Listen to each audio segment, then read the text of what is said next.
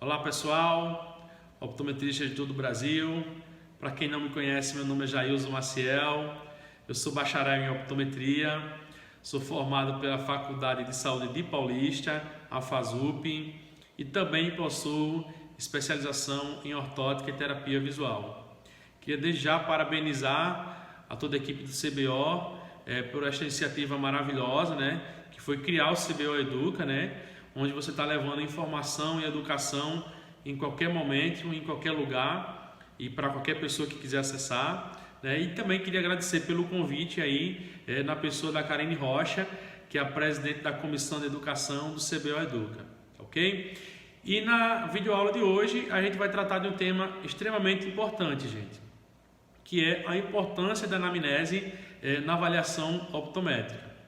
Bom, então nós iremos abordar aqui alguns pontos que são importantíssimos no momento dessa anamnese, tá? São pontos que todo profissional deve fazer na hora de fazer esta avaliação, e com certeza esses pontos aqui vai fazer um grande diferencial na vida do profissional para o paciente e também na sua conduta, ok? Então, pessoal, a gente vai falar aqui desses pontos, e qualquer pergunta que você tiver, qualquer dúvida, o meu e-mail vai estar na descrição do vídeo e vocês podem encaminhar suas questões para mim, que logo que eu puder eu estarei respondendo para vocês com todo o prazer, ok? Vamos lá começar a nossa aula. O que significa anamnese, pessoal? Então, anamnese significa trazer a memória. Então, a gente vai trazer à memória dados que são relevantes à avaliação. E a definição de anamnese é um interrogatório que você faz ao paciente, uma série de perguntas que você vai fazer a ele, a fim de conhecê-lo, todo o seu histórico, os seus dados, o que ele faz, para que você comece já a entender o mundo dessa pessoa e entrar de fato no mundo dela, para que você tenha também uma melhor conduta através desses dados, ok? É de extrema importância vocês saberem também quando se começa a anamnese. Na faculdade a gente costuma aprender que a anamnese você faz na hora que você vai buscar o seu paciente, observando o seu comportamento. Então é de extrema importância que você observe na hora que você vai buscar o seu paciente, como é o comportamento dele, se ele precisa de alguma ajuda para se levantar, para se locomover. Em pessoas que são mais idosas, às vezes pode ter uma catarata e não está vendo bem, aí você começa já a ter um dado presuntivo do que pode ser. Se for criança, como ela se comporta, se é uma criança mais hiperativa ou não. Se for um adulto já, se ele é uma pessoa mais introvertida ou mais extrovertida. Então você vai buscar ali em todo momento uma informação que já pode lhe ajudar também na anamnese. Esse é o começo de fato da anamnese. Não é naquela hora que você começa a fazer as perguntas, não, tá? É de extrema importância que você, como profissional, tenha em mente que você tem que observar o seu paciente desde o primeiro momento que ele entra no seu consultório. E aí você vai felicitar o seu paciente, ele vai entrar no seu consultório, E aí você vai começar as perguntas, da anamnese, da ficha clínica que estão lá, para fim de conhecer qual é a sua idade, que é um dado muito importante na conduta, inclusive para os presbitas, e qual é a sua profissão, porque a sua profissão também pode ter a necessidade mais da visão de perto ou mais da visão de longe, e aí você já vai começando a entender qual de fato é a sua necessidade, Se é um menor de idade, ele precisa ter acompanhamento de um maior de idade, para poder responder por ele, também para você colher algumas informações que às vezes ele não sabe. Por exemplo, uma criança, ela não sabe quais são os seus antecedentes muitas vezes, e aí você vai buscando. Às vezes tem crianças que são especiais, pessoas que são especiais, o acompanhante vai lhe ajudar também na busca desses dados aí que são relevantes na avaliação.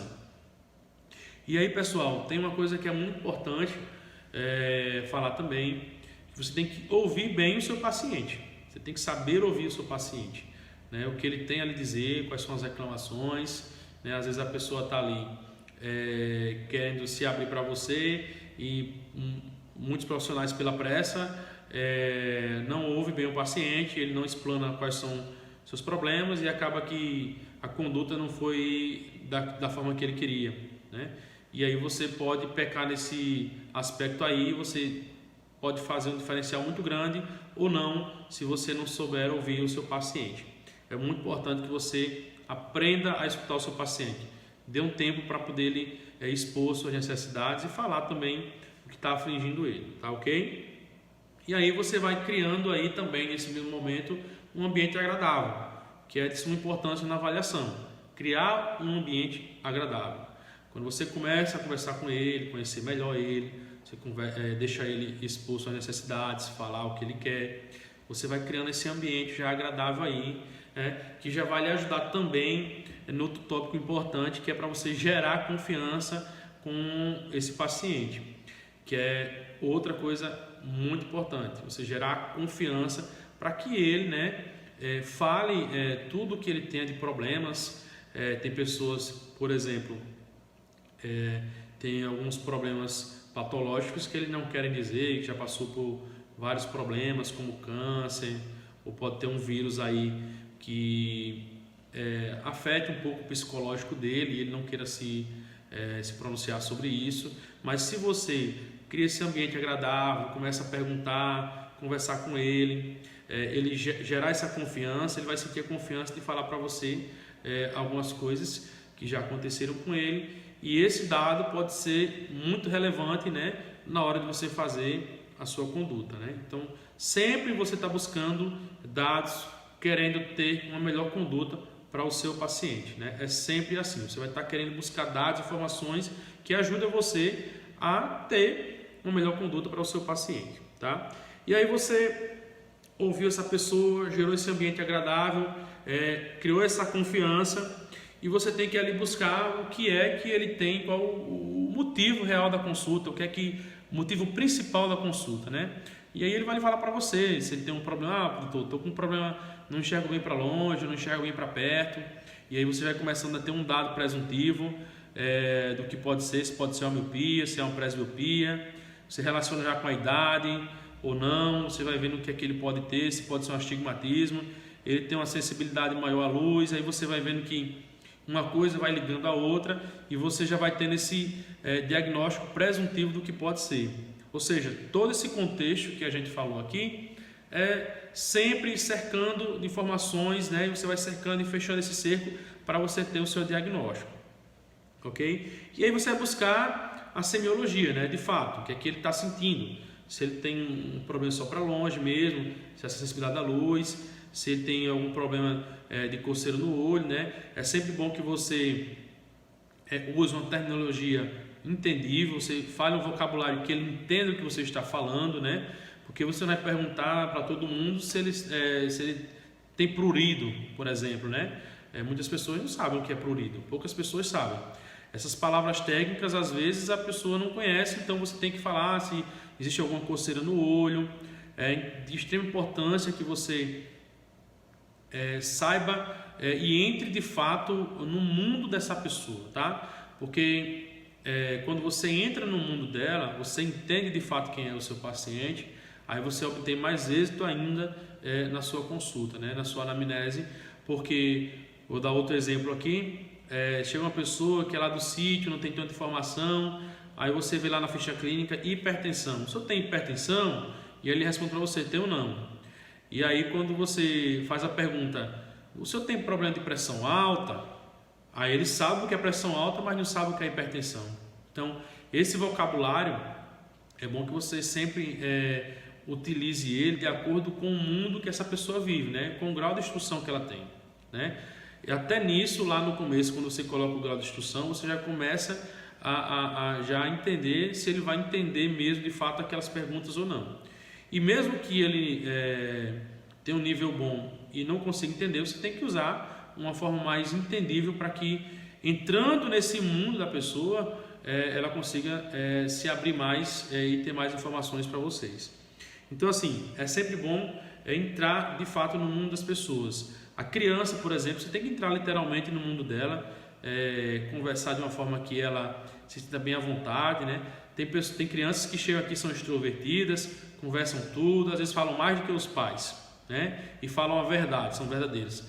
Mas tem crianças que geralmente elas chegam introvertidas, não quer falar muito, meio desconfiada, com medo. E aí quando você faz uma anamnese dessa, começa a conversar com ela, quebrar esse gelo, né? Gera essa confiança entre ela e você, né? E isso vai fazer com que também esse ambiente fique mais agradável e você comece a coletar as informações mais precisas, né? É claro que você também vai buscar essas informações quando é criança, a pessoa que está aqui acompanhando a criança. E aí, pessoal, você vai buscar os antecedentes também patológicos, né? Pessoais e familiares, tanto sistêmicos como também os oculares. São dados de extrema importância, né? Porque eles podem estar afetando aí de forma direta na visão. Vou dar um exemplo aqui mais uma vez sobre, por exemplo, o diabetes, né? Se a pessoa fala que tem um diabetes, você já começa a pensar, pessoal, eu tenho que dar uma olhadinha aqui no fundo de olho dessa pessoa, né, para saber se o que ela está me reclamando tem a ver com alguma alteração, com a retinopatia diabética, que ela já pode estar de forma mais avançada lá, né, e atrapalhando muito a visão dessa pessoa. Então, assim, quando você busca essas informações, ela não é apenas para ser anotadas ali e constar na ficha clínica, não. É já tentando traçar também qual é os testes que você tem que dar uma atenção maior, tá? Você tem o exemplo do diabetes, mas também tem o glaucoma, por exemplo, que é outra coisa que acomete muito no nosso dia a dia. E a pessoa pode reclamar que não está vendo muito, não está tendo mais essa percepção, né, de lado aqui, ele não consegue ver bem, e a visão dele aos poucos foi fechando, por exemplo.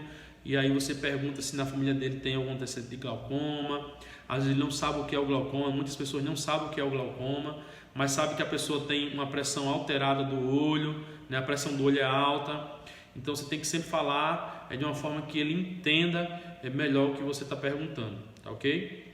Tem muitas pessoas que usam o colíriozinho aí para controlar a pressão, mas não sabe nem que tem um glaucoma. Então, assim, mais uma vez, é de extrema importância que você use termos que são fáceis de ele entender, tá ok? E é muito importante também que você tenha descrito da maneira como o paciente falou, né? E isso ser colocado aí entre aspas, entre parênteses, da forma que ele falou. Por exemplo, doutor, eu estou vendo uma névoa aqui, não consigo ver bem, essa névoa atrapalhando aqui no meu olho e tal. Então você vai colocar lá, o paciente vê uma névoa entre parênteses ou entre aspas, né, para você saber que foi aquilo que ele reportou você no momento da consulta. Isso é muito importante também. Como é importante também você organizar todos os dados que você buscou dele de forma organizada na ficha clínica, porque você pode vir a utilizar essa ficha clínica, e é bem possível que você utilize no próximo ano, para você já comparar alguns dados, né, do momento com o do ano que passou, né, para você ver se teve alguma alteração, como por exemplo, mais uma vez o glaucoma, né, se alterou a escavação, e aí agora já está de uma forma que já está preocupando, e você encaminhar essa pessoa para o profissional mais adequado, ok? Então, assim, outro ponto muito importante da anamnese é você organizar esses dados de uma forma bem entendível para você mesmo, para que quando você precise deles, você tenha eles facilmente, tá bom? E aí você também tem que fazer uma coisa, outro ponto muito importante, é você correlacionar esse dado primário que você coleta através de anamnese, né, as perguntas, né, com o dado secundário, que é as informações, os dados que você obteve através dos testes que você fez na avaliação. Então, a anamnese é um ponto importante, você busca as informações, começa a desconfiar, fazer um diagnóstico presuntivo, mas você tem que, é muito importante que você desconfie também desses dados e confirme eles ou não nos testes, né? Nem sempre o paciente fala tudo que está sentindo, e às vezes até o que ele fala não condiz com os testes que você está fazendo. Então você tem que correlacionar esses dois dados aí para que a sua avaliação tenha um êxito, né? Vou dar aqui um exemplo. Muitas vezes as pessoas chegam aqui dizendo que enxerga muito bem para longe e que o problema dela é só para perto. E quando você vai avaliar, na verdade ele não enxerga bem para longe nem para perto. Ou pode acontecer o contrário também. Acontece muitas coisas dentro do consultório, e que o paciente não sabe. Como muitas vezes também a pessoa vê muito bem de um olho e não vê do outro olho, mas ele não sabe que não enxerga. De longe eu enxergo perfeitamente. E aí quando você toma cuidado, você vê que ele tem 20/20 no olho e 20/60 no outro olho, e ele nunca soube disso, né? E aí você tem que conversar com o seu paciente, né, de uma forma que ele entenda isso aí melhor, tá ok? E então, pessoal, principalmente para quem está começando a optometria aí, eu vou falar isso aí, direcionar eles, que é muito bom que vocês não se atenham a só essas perguntas básicas aí da ficha clínica, dependendo do tipo de ficha clínica que você tem aí. É bom que vocês busquem, né? Claro que a experiência, o dia a dia vai ajudar vocês aí a melhorar essas perguntas, a se aprofundar mais na anamnese, mas é bom que vocês tenham em mente, sempre estar se aprofundando aí em mais dados, coletar mais dados aí na anamnese, para que você consiga traçar um diagnóstico melhor para o seu paciente, né? E com certeza, se você consegue fazer isso de uma forma mais agradável, de uma forma entendível, que o paciente se sinta à vontade, que ele gere essa confiança entre você e ele, pode ter certeza que esse paciente, você ganhou ele para o resto da vida. E mais importante do que isso, você fez o seu melhor e fez uma conduta diferenciada para ele, né?